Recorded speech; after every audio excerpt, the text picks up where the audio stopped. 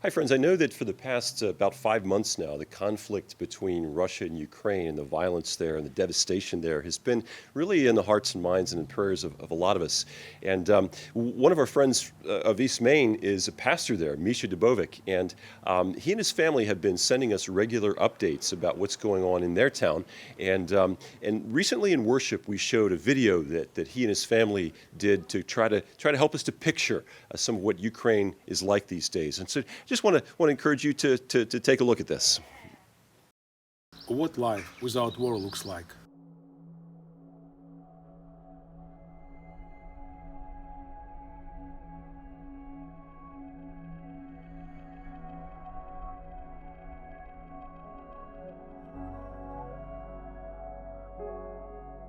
This morning, I was reading the Bible and praying in our yard and thought, maybe there is no war, maybe it was all just a terrible dream, but it is not a dream.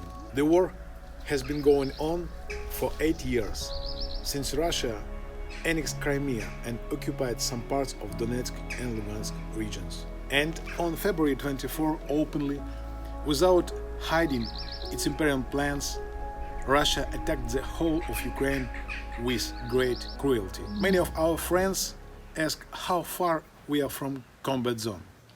Ми живемо в Рівному на заході України за 800 тисяч кілометрів від лінії фронту. Але в нашому місті дуже багато переселенців, людей із зони конфлікту, з зони війни, багато родин, які вже втратили своїх рідних, військових і цивільних. В наше місто 25 лютого поряд із нами прилетіла ракета перша. І після того ще декілька ракет прилітало, влучали в різні місця і гинули люди.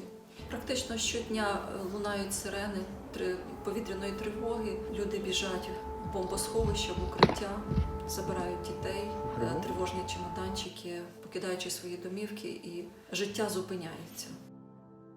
Almost every day in the central square of the city and the villages of our region, the dead heroes who laid down their lives for freedom and the right to be Ukrainians are buried.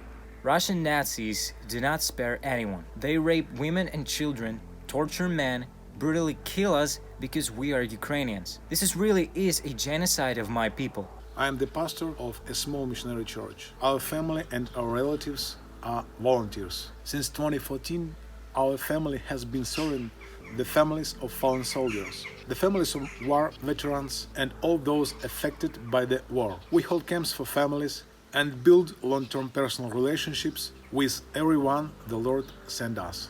З 24 лютого ми служили своїм домом різним людям, біженцям з гарячих точок. Дехто нас зупинявся лише на ніч разом зі своїми тваринками, дехто зупинявся на декілька ночей, їхали далі. В нашому домі зупинялася сестра Галина. Її врятували з Харківської області. Вона декілька днів провела в нашому домі перед тим, як поїхала до Польщі. Перед її від'їздом в Польщу вона сказала, що побувала в райському будиночку.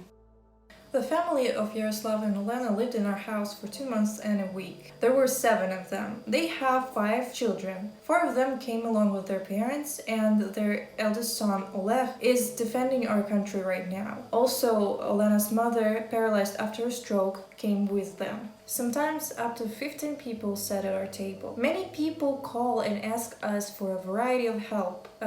Refugees seek shelter, the poor need food, and the military need words of support and a prayer. My friend Oleg is a soldier whose son died in 2014 at war. He calls and asks me to read him something from the Bible.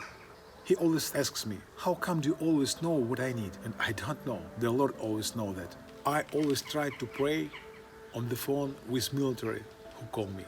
It is an extraordinary privilege to give them into the hands of the great God every time. They tell that things that cannot be explained, either logically or physically, are happening. They see the hand of God. During this period, we managed to buy 3 cars to evacuate the wounded and refugees from the combat zone. Our dear brothers and sisters from the United States and Europe have raised funds to purchase these cars. We are endlessly grateful to you. Thanks to Christians in Slovakia, we have already received 2 semi-trucks full of humanitarian aid. They are food and essentials. They do it with great love At such a difficult time, this is a huge support for the people of our country. We send these cargoes to the north, east, and south of Ukraine where battles are taking place. It's really hard to believe that today there are people who are starving. Our brothers and sisters in the war zone are distributing this help and testifying to God's love. Church buildings have become a safe haven for thousands of people during bombings and shelling by the Russian army. Their people received help from Christians and many of them wanted to join evangelical churches. Дуже хочеться обійняти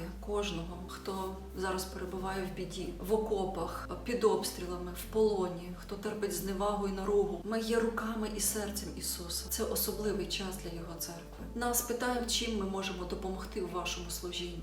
По-перше, продовжуйте молитися про Україну, про спасіння людей, про Божу перемогу над злом, яке прийшло з Росії, тому що це в першу чергу духовна війна.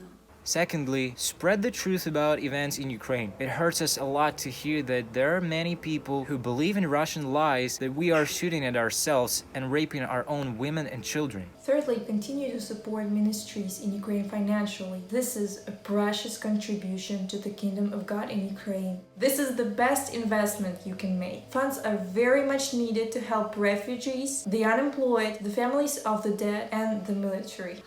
Dear friends, we are infinitely grateful to everyone who shares the pain of Ukraine. Thank you for your prayers, encouragement, financial help, and everything you do for the kingdom of God in Ukraine. We thank God for each you and embrace you with prayers.